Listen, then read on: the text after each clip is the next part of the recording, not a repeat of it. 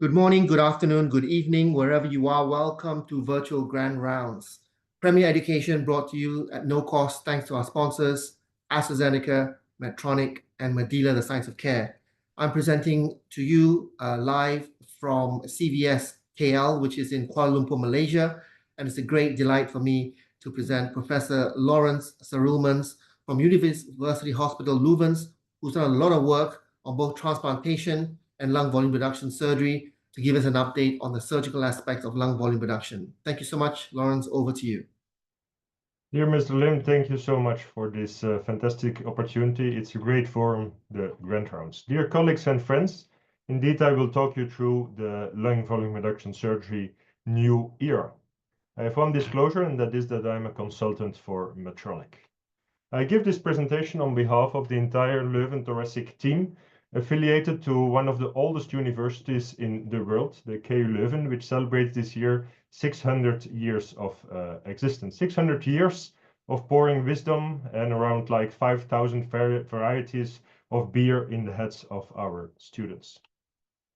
The story of LVRS starts a bit later. In 1959, it was Brantigan who performed the first LVRS by a sternotomy in the US, really sewing the most fragile lung tissue together.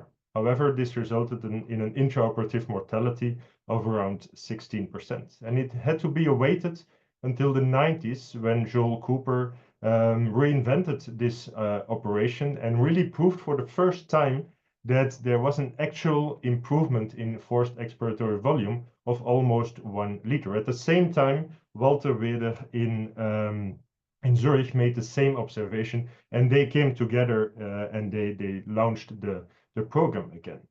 I had the privilege of meeting Dr. Cooper in 2019 during my fellowship in Zurich with Professor Weder. And there was a symposium at that time, and I attended the symposium. And what struck me the most was that when he was asked to give a lecture, Dr. Cooper didn't talk about uniportal, 2 ports, 3 ports. He didn't talk about the complications of LVRS. No, he talked as a surgeon on the physiology of emphysema. And what struck me most was that it said that the crippling effects of emphysema are mostly mechanical. So even he saw it further than only the lung physiology itself. And that the surgeon has such a deep interest in more than only surgical characteristics that really sparked on me. And I truly understand from that lecture that LVRS is one of the most underutilized, undervalued, and controversial topics in thoracic surgery and far beyond in lung health. It's actually a rough diamond, and it's our responsibility in the next decade to shape it to something, to a treatment which can actually help tens of thousands of people worldwide. The story of LVRS then continues to 1998. 1998 is the year that the Titanic came out, that Apple did not really exist, but that everyone was using the Swedish telephones. That is 1998. Why do I show this? Because this is more than a quarter of a century ago.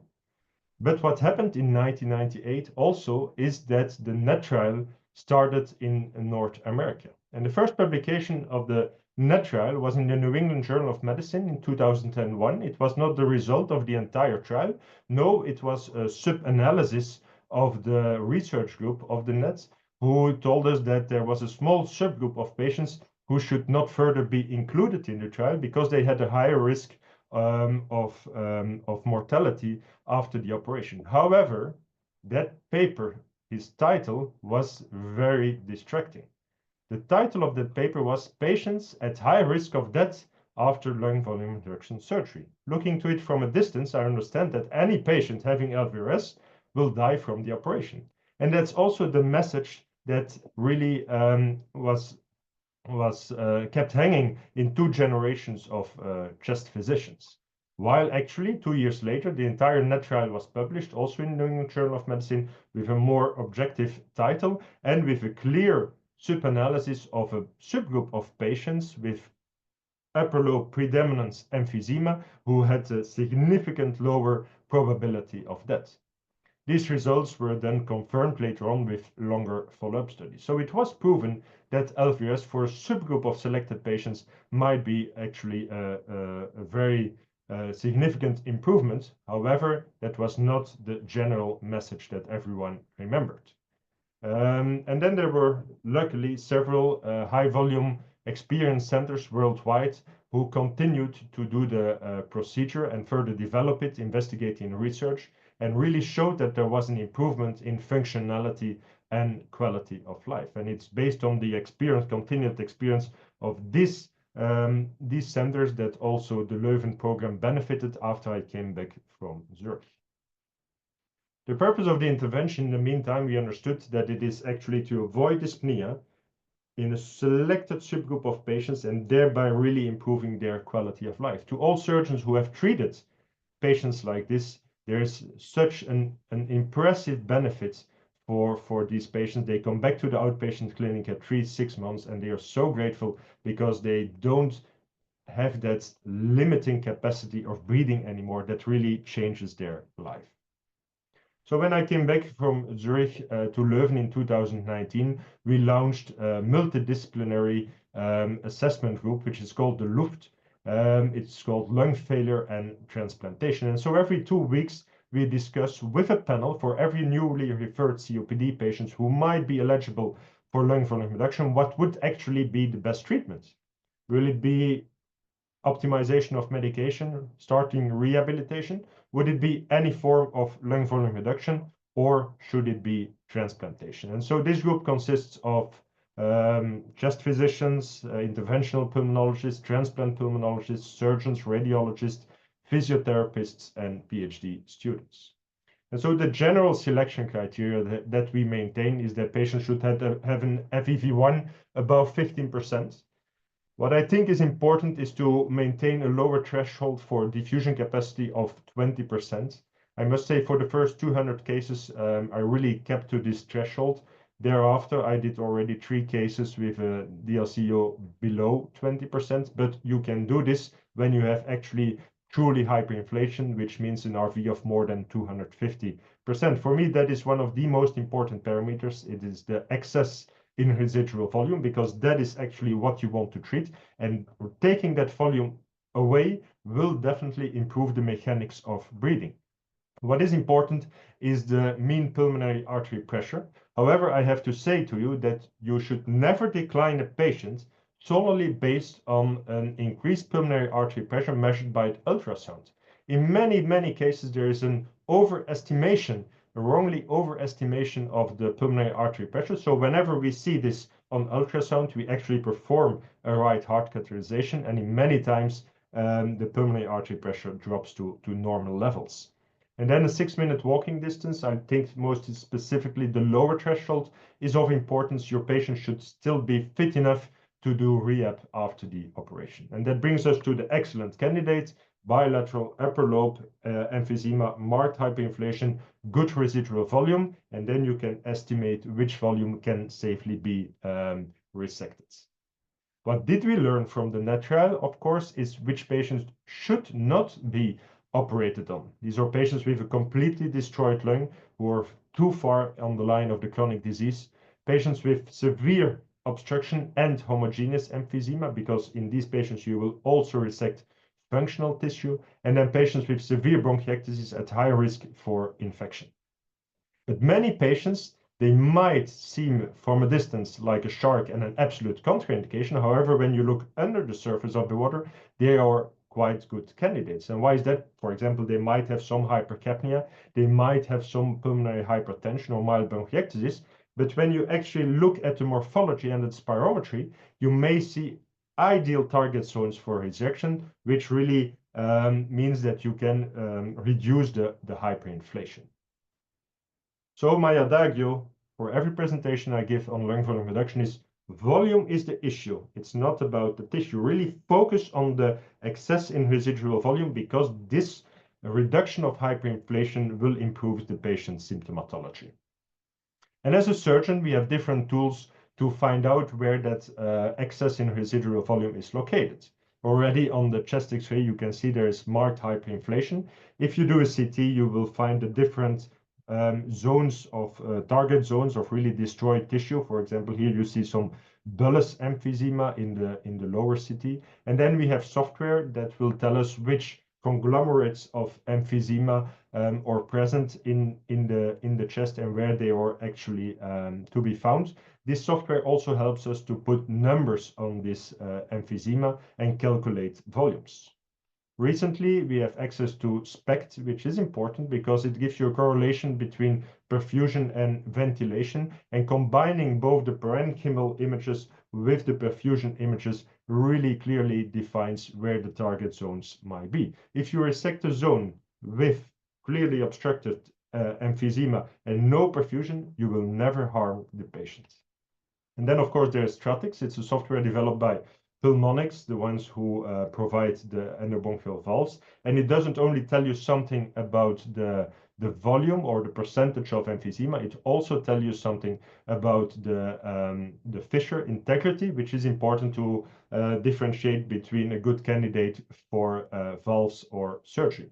As a side note, what we do in Leuven as a team, there's no competition between valves or surgery. What we do, we first look at the morphology, at the perfusion, at the Stratix, and as a team, we define what is the ideal target lobe.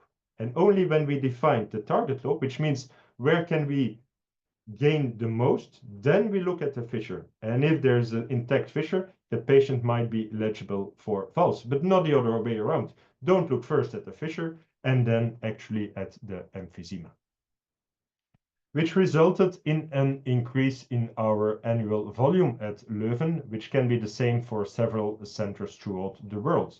So in 2019, we came back with this whole new global, with this whole concept, holistic view on how LVRS should be performed, and we implemented at the same time from the beginning an enhanced recovery program, which means patients are extubated in the OR, they start immediately with rehabilitation, they don't go to ICU, you limit the air leak, and the numbers went up.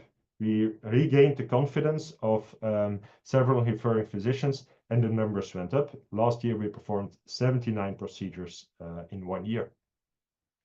And I'm happy to share to you on a broad forum for the first time the results of these experience over the last 5 years, which will also be presented in more detail at the ESDS later this year.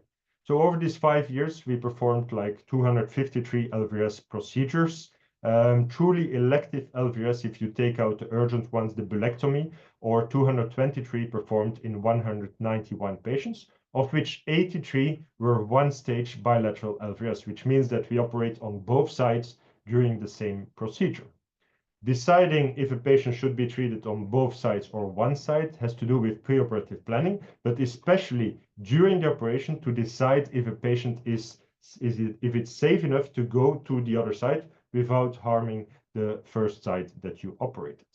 If you look into the morphology of these patients, you can see that around 100 at intermediate heterogeneous emphysema and only 10 homogeneous emphysema. These are the actual numbers. So clearly emphysematous demographics with an FEV1 of around 31%, RV, good RV of 290%, and a diffusion capacity of 37%, which might seem high, but you will explain later on why it seems to be a bit higher. For me, the most important findings are in these slides. What are the complications? And that's the general message, that we come into a new era of LVRS because all these patients were treated minimally invasively, and a prolonged air leak was present in 17% of cases with an infection, including urinary tract infections, of only 2%, so really low morbidity. Reintervention in 7% of cases, mostly due to the fact that we have a protocolized reintervention for prolonged air leak. If a patient still has an air leak at day 7, we go back the next day because at that time the lung is still very elastic and you can actually staple the air leak, more easily find the air leak, and after that the lung will further expand and fill the chest, and patient can go home at day 10 instead of staying in the hospital for 2 or 3 weeks. But then the most important finding is that the 30-day and hospital mortality was only 0.4%. In the meantime, we did 300 cases and it's only 0.3%. One patient died. It was a 72-year-old lady who was going home after bilateral LVRS, but she did some Valsalva. She went to the toilet before she went home. She had a new air leak. We took her back to the OR. After that, she went to ICU. She developed acute and chronic kidney failure, and 3 weeks later, she passed away. But that is more than 3 years ago, and that is the only patient. So LVRS, in contrast to the publication in 2001, does not kill patients. It actually is a safe procedure in the minimal invasive surgical era.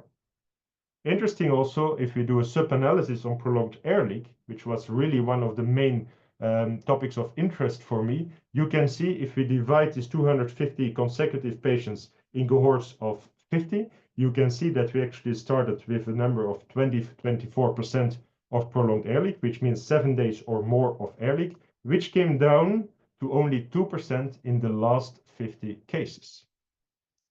If you look at the functional improvement of these patients, you could see that there was a sustained effect in FEV1 and a sustained effect in residual volume for 3 years.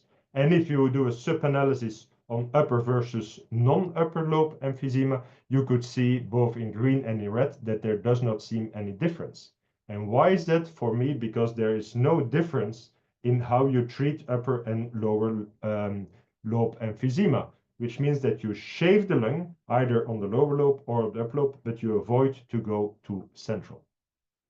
So what are the surgical concepts? I think we might say that we are really going towards standardization. These procedures should always be performed in the same manner, always minimally invasive. I myself, I prefer VATS so that I can do the stapling myself. Have a bilateral plan, but stay on the safe side and do a unilateral approach, only bilateral when it's safe for the patient and when you don't have too many adhesions. It's an obstructive disease, and that's a small trick. So use the obstructive nature of the disease to help you during the operation, which means that only when I make my first cut, I will ask anesthesiologists to stop ventilation so that the most obstructive part remains inflated during the procedure, and I can really estimate the volume very well to be resected. And don't touch the surgery. For me, minimal invasive surgery, it's not about the number of ports. It's what you actually do to the tissue and the number of movements that you do. Here are some still images of the procedure. So first of all, remove the adhesions. If the adhesions are in the fissure, remove them with a scissor, but remove all the adhesions, especially in the fissure. I don't like to use clamps. I use these cotton balls to manipulate the lung. And here you see how this volume remains in the most obstructive part of the upper lobe. I have one clamp, which is non-traumatic and which I use not to really clamp the lung, but to give me some muscle memory and to see if it's feasible to staple. And then I like to staple with the Signia technology of Medtronic and the reinforced stapler line all the way, and use sufficient staplers so that you don't compress the tissue too much, so that it's still able to have this elastic recoil afterwards. And then do whatever you can to have aerostasis, which means that I apply systematically Neovil along the staple line. It's not to protect the staple line, but it is to protect the very fragile tissue around the staple line, which might burst after re-expansion of the lung, and then use Progel in cases of very fragile tissue. But the idea is the same. Stay peripheral. Don't go too central. Shave the lung, but do not change its shape. And then the most important aspect that all people are always interested in is air leak. What are the 3 main points in regard to air leak?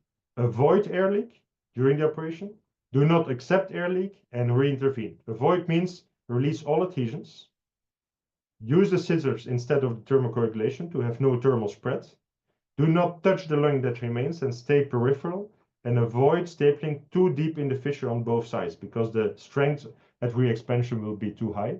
Do not accept air leak, which means at the end of the operation, we ask our anesthesiologist if there is an air leak present on the machine. If there is an air leak, even if it's less than 10%, we pour water in the chest, we look for the air leak, and we staple it at that moment. There's no sense in awakening a patient with air leak because it will only get worse. However, around 20 to 25% of patients will still develop an air leak within the first 48 hours because of vomiting, some nausea, a lot of talking, and then do a protocolized re-intervention after 7 days. If it doesn't heal after 7 days, it might be present for 2 to 3 weeks, and you compromise the whole rehab of the patients. insist on enhanced recovery, especially for this very fragile patient population with a lot of comorbidities. So we awaken the patient in the OR. We send them to the post-anesthesia care unit, where they have to get out of bed 2 hours later with our physiotherapist. And then the same day, most of them go to the ward. And if possible, if there's no air leak at that moment, they start walking on the corridor with our physiotherapist. And I'm very grateful to the entire team, ergotherapist, physiotherapist, nurses, social workers, dietitian, who really shaped this enhanced recovery with the whole team. Which was published, it was one of the first publications of our experience, which meant in light blue, that's the first year of our practice after implementation of this ERP compared to the 2 years before. And you can see that complications, prolonged air leak, ICU, all dropped significantly after that first year. Which also meant that we could, with these better results, start to widen the indications. And what I always believed in from the beginning is that the patient is never too good for LVRS, whatever a pulmonologist may say. So there are no really upper limits to the disease. So we published this in the European Respiratory Journal a few months ago. And what I did in all the series, I looked consecutively if a patient had heterogeneous emphysema, an FEV1 more than 45%, and a walking distance of more than 450 meters, and a good target zone. We took them to the OR, we resected the target zone, and you could see that there was a significant improvement in FEV1 and a decrease in residual volume. These are the patients who go from an FEV1 of, let's say, 48% to 78, 80%. These patients have less comorbidities, and they're really eager to start their social life again, to continue working. So I'm happy that this was published in such a prestigious journal, and I hope that more pulmonologists will start referring patients earlier. This brings us to the new era of LVRS. Always minimally invasive surgery, which means that you have to respect the tissue at all moments. Need for multidisciplinary evaluation and treatment. There is no sense in surgeons deciding on their own if a patient should have LVRS.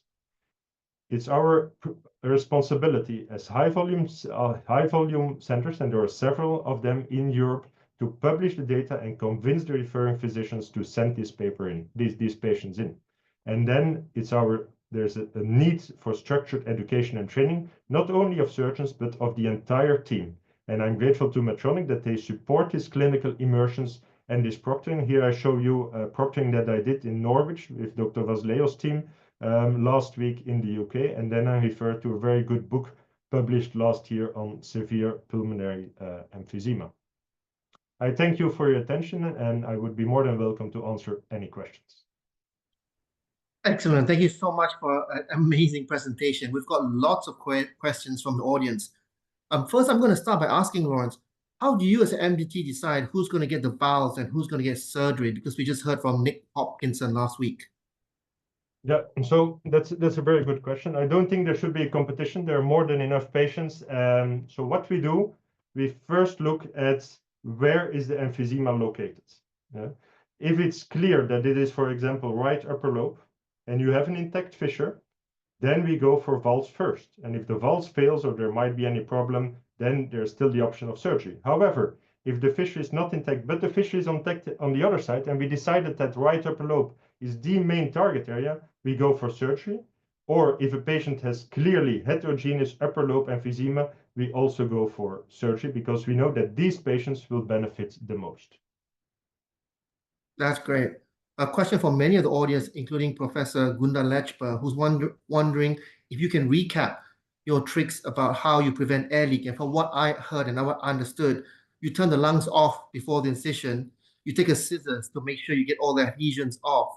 You don't touch what's not going to be resected. And when you clamp, you use that as a estimate for the staple line. You reinforce the staple line, and then afterwards, you ensure that you don't go too deep and take a shallow bite across the curve. Is that correct?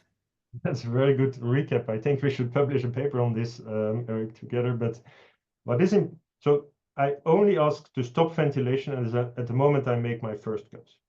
What you have then is a semi-inflated lung, which prevents you of going too deep, and which really reassures you to use sufficient staplers. If you have a deflated balloon you might reshave it with 2 or 3 staplers, but the balloon will have a lot of re-expansion strength, and you might induce air leak. Yeah? So operate on it's more difficult to operate because you really have to shovel the lung tissue between, but you're obliged to stay peripheral.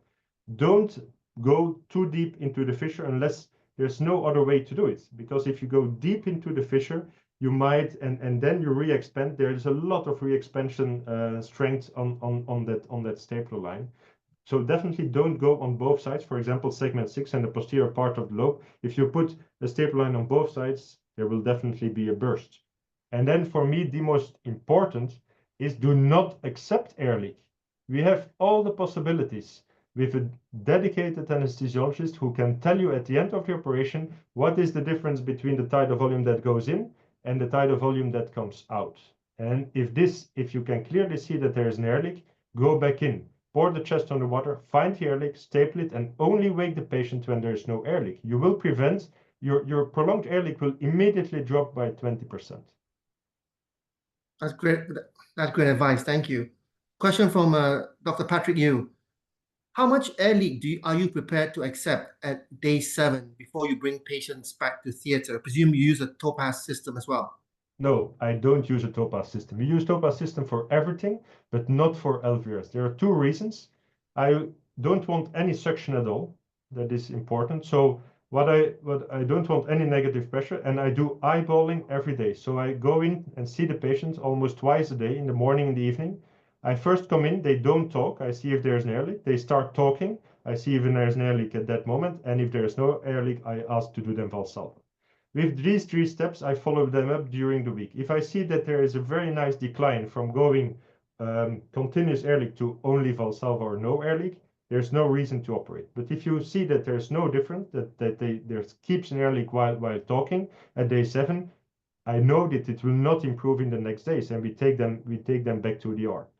Having such a water seal also helps the physiotherapist while they do the exercise to see what's the impact of their exercise, if they might induce an air leak or not. It's very difficult for them to look at the Topaz and do the exercise at the same moment. So for these patients specifically, I used the water system. Question from Mr. Malcolm Will. If you do stage or unilateral LVRS, when do you consider the optimum timing to do the other side? Very good question. First of all, that's up to the patient. I see the patient back at 1 month and 3 months. If they are happy and they feel well after the operation, there's no need to do the other side. And I see these patients annually in order to prevent that the other side will become too soon hyperinflated, which I call compensatory hyperinflation, which might occur. If a patient has completely destroyed emphysema on both sides, I will electively operate them unilateral and plan them immediately in 4-6 weeks later for the other side, because I know they will benefit from the other side. And if you don't do anything, they might have severe complications from the other side. So it really depends on the morphology. If it's really destroyed, it's me who makes the decision. If it's intermediate, it's the patient who decides. There's some discussion about the time frame for the LVRS, because when you do one procedure, you get it working for a limited amount of time. And so if you delay and do the second procedure, you'll maybe able to double the benefit. Do you subscribe to that principle or belief? That's a very good question. We don't know, Eric. So what we were able to do in our center, and this publication will also come out later this year, is to compare the 1-stage bilateral with what I call the short-term staged bilateral. The problem is in literature, there's no consensus on how to describe staged procedures. So we looked at all staged procedures within the first 6 months. If you look at 2 years, the outcome is the same. But the results or better or earlier, the maximum benefit is earlier reached after 1 stage LVRS, but at 2 years, the results are the same. The problem with doing only one side and not operating the other side is that you might not reach the same amount of benefit, first of all, and second of all, you might prevent that the patient will have an operation on the other side. There is one publication from the UK, starting with 250 patients, and only 63 went to a second stage. So I wonder what happened to these 190 other patients. So For me, lungs don't think about themselves as I'm the right lung, I'm the left lung. No, they're together one lung in the chest. And if you can safely resect more volume by treating both sides, why not? You know? But it has to be safe. Don't do it as a dogma that you absolutely need to operate on both sides. Understand. Question from Mr. Joel Dunning. How do you treat patients with failed endobronchial valves? Do you take them out? How do you handle the completion of the fissure, so on and so forth? What's your experience and what do you recommend?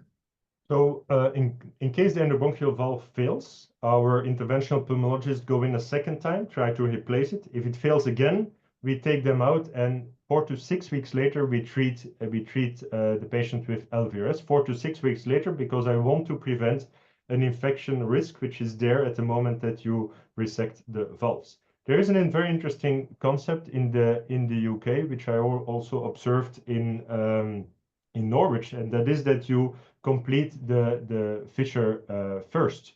If you do that, you prevent this collateral ventilation and you can put valves into the upper lobe. However, I wonder if making an operation like this more complex really benefits this procedure. So I think more studies will be done in the future to see if that concept really helps to improve the patient.